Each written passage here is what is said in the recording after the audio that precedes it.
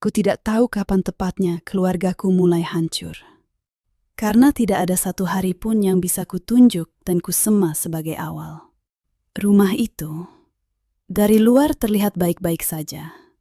Catnya masih utuh, pintunya selalu tertutup rapi. Tidak pernah terdengar suara pertengkaran.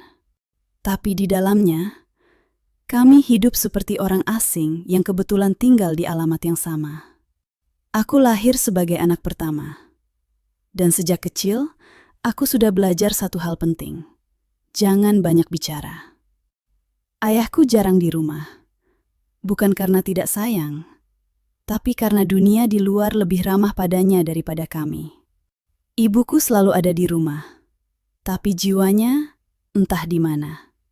Ia menjalani hari seperti kewajiban, bukan pilihan.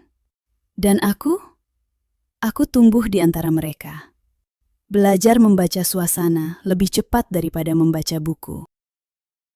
Ayah bukan pria jahat. Aku selalu membela itu. Dia bekerja keras. Tangannya kasar. Bajunya sering bau asap dan keringat. Tapi ada jarak yang tidak bisa kujelaskan. Ia pulang malam. Kadang saat aku sudah tidur. Kadang saat aku pura-pura tidur. Aku sering menunggu di ruang tamu. Dengan lampu redup dan suara jam dinding. Aku ingin menyapanya, ingin bercerita tentang sekolah, tentang nilai ujianku.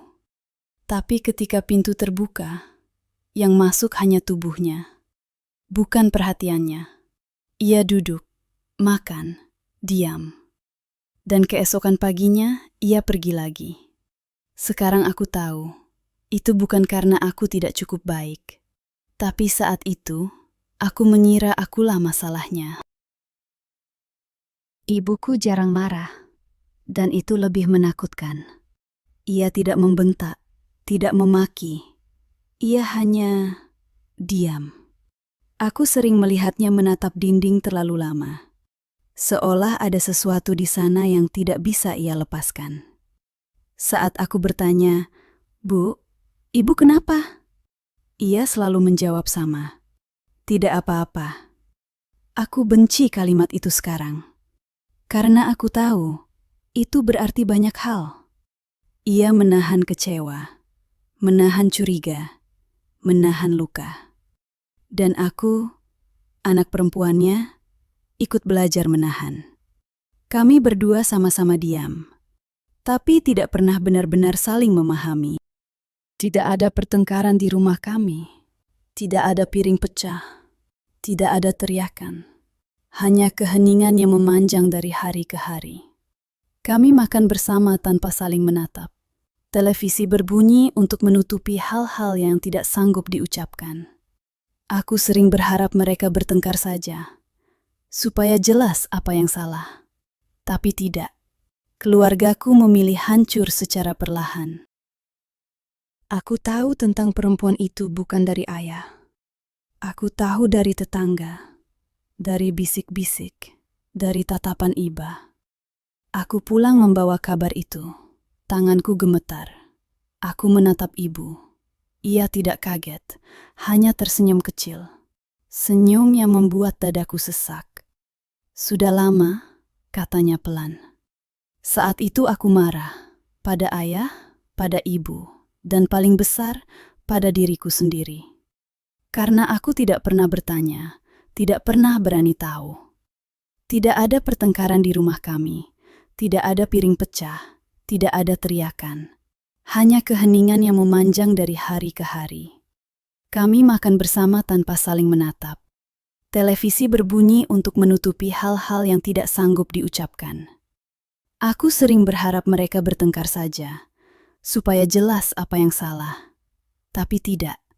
Keluargaku memilih hancur secara perlahan. Ayah pergi tanpa drama. Satu koper, satu pintu tertutup. Tidak ada pelukan, tidak ada penjelasan. Aku berdiri di lorong, melihat punggungnya menjauh. Aku ingin memanggilnya, tapi lidahku keluh. Sekarang aku menyesal. Karena itu adalah kesempatan terakhir aku melihat ayah sebagai ayah. Setelah itu, Aku bukan anak lagi. Aku menjadi teman ibu. Tempatnya mengeluh, tempatnya menangis. Aku mendengar cerita yang seharusnya tidak perlu didengar anak. Aku kuat, terlalu kuat. Dan sekarang aku sadar, aku kehilangan masa kecilku di sana. Aku pergi dari rumah dengan satu keyakinan. Aku tidak ingin hidup seperti mereka.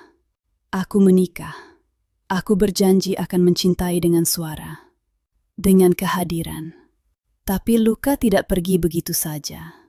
Aku curiga berlebihan. Takut ditinggalkan. Takut diam. Aku menyakiti orang yang tidak bersalah. Dan aku mulai melihat, aku sedang mengulang keluargaku sendiri. Sekarang aku sering bertanya, bagaimana jika dulu aku lebih berani bertanya? Bagaimana jika ibu tidak menahan semuanya sendiri? Bagaimana jika ayah pulang lebih cepat, satu kali saja? Tapi hidup tidak menjawab jika. Ia hanya menyisakan penyesalan. Aku tidak menulis ini untuk menyalahkan. Aku menulis karena aku lelah memendam. Jika kamu mendengar ceritaku dan merasa dekat, mungkin kita tumbuh di rumah yang sama-sama sunyi. Dan jika iya, jangan ulangi kami. Bicaralah sebelum dia menjadi kebiasaan. Karena keluarga tidak selalu hancur oleh kebencian. Kadang, mereka hancur oleh terlalu banyak hal yang tidak pernah diucapkan.